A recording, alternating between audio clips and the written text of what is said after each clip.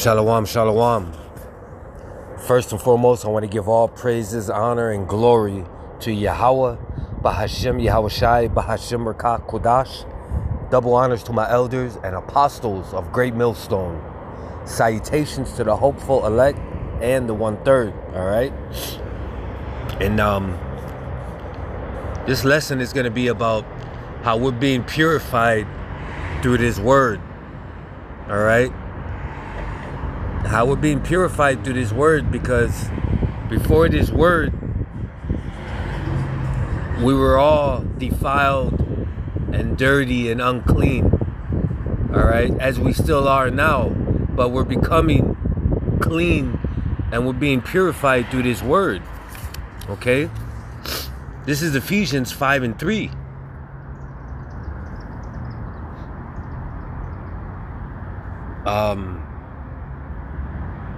Matter of fact, I'm just going to start at 1. This is Ephesians 5:1.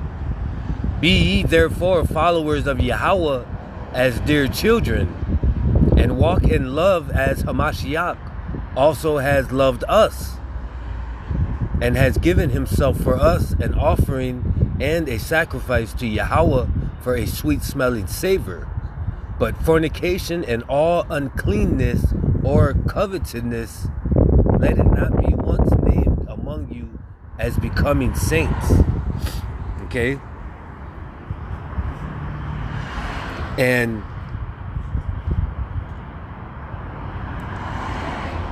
this is because we're being purified.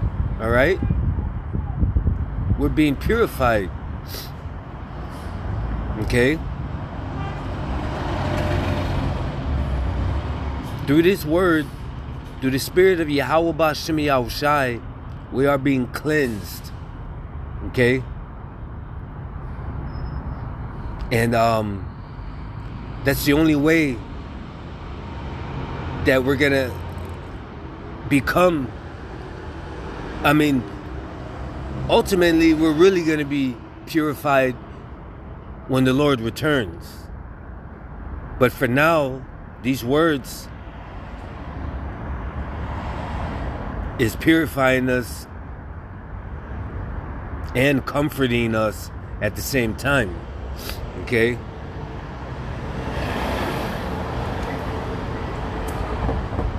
This is Colossians 3:8. And I'm going to read till 10. But now ye also put off all these: anger, wrath, malice, blasphemy, filthy communication out of your mouth. Lie not one to another, seeing that ye have put off the old man with his deeds, and have put on the new man, which is renewed in knowledge after the image of him that created him. Okay? And putting off that old man, which is what we strive to do every day, because that's a fight every day. Putting off that old man is putting off that unclean man. You know? You know? That's why it says, and have put on the new man, which is renewed in knowledge after the image of him that created him. You see? Because the new man is us being cleansed with this word. All right? Us letting these scriptures dwell within us, you know, and applying these scriptures to our life. Okay? You know, the Lord gave us everything that we need to know in these scriptures. And that's why we're so comforted when we read it. All right? These scriptures make you think a whole new way. All right? And that's part of becoming that new man. This is Revelation 14:4. This is Revelation 14:4. These are they which were not defiled with women, for they are virgins. They are they which follow the Lamb whithersoever he goeth. These were redeemed from among men, being the first fruits unto Yahweh and to the Lamb. Okay? And that's the elect. All right? And that's what we're striving to be. You know? I mean, that's what we hope to be, I should say. Verse 5. And in their mouth was found no guile, for they are without fault before the throne of Yahweh. All right? And that's why we hope to be the hopeful elect. All right? To be found, you know, no guile in our mouth, and to be without fault before Yahweh B'Shem Yahushai. Hey, that right there is the ultimate prize right there. You know, that's what we want. That's what we're doing this work for. That's what we're striving for. And it's hard. It's hard, but you know what? To get a reward from the Lord is better than any reward you can receive on earth. All right? Any reward. This is Philippians 2:15.